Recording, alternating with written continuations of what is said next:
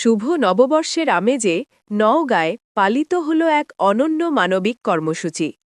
Bangladesh press ক্লাবের উদ্যোগে এবং ফোনে ফোনে রক্তদান নওগাঁ শাখার আয়োজনে অনুষ্ঠিত হয়েছে রক্তদাতা নিবন্ধন ও পানি বিতরণ কর্মসূচি। Naogaon BIAM laboratory school and college প্রাঙ্গণে কেডির মোড়ে ছিল উৎসবের আমেজ। তবে এই উৎসবের সাথে যুক্ত হয়েছে মানবতার ছোঁয়া। তীব্র দাবদাহে পথচারীদের তৃষ্ণা মেটাতে পানি বিতরণের পাশাপাশি রক্ত সংকট নিরসনে চালু করা হয়েছে ফোনে ফোনে রক্তদান কার্যক্রমের নিবন্ধন। প্রধান অতিথি হিসেবে উপস্থিত থেকে এই কর্মসূচির উদ্বোধন করেন নওগাঁ সদর উপজেলা নির্বাহী কর্মকর্তা মোহাম্মদ শাহিন মাহমুদ। এ সময় তিনি নিজে রক্তের গ্রুপ রেজিস্ট্রারে নাম এন্ট্রি করেন।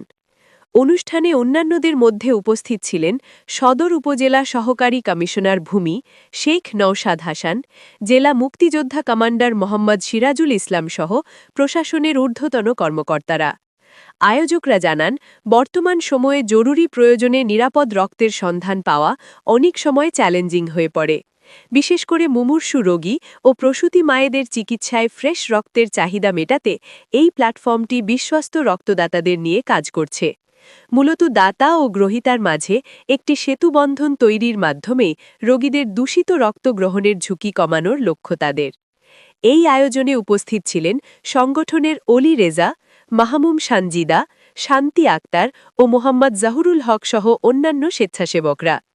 ফোনে ফোনে রক্তদান নওগাঁ শাখার সভাপতি কাজী নূর নবী নাইস বলেন, আয়োজকদের প্রত্যাশা স্বেচ্ছায় রক্তদানের এই মানবিক ধারা ভবিষ্যতেও অব্যাহত থাকবে।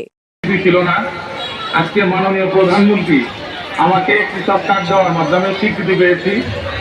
এই কার্ডের মাধ্যমে আমরা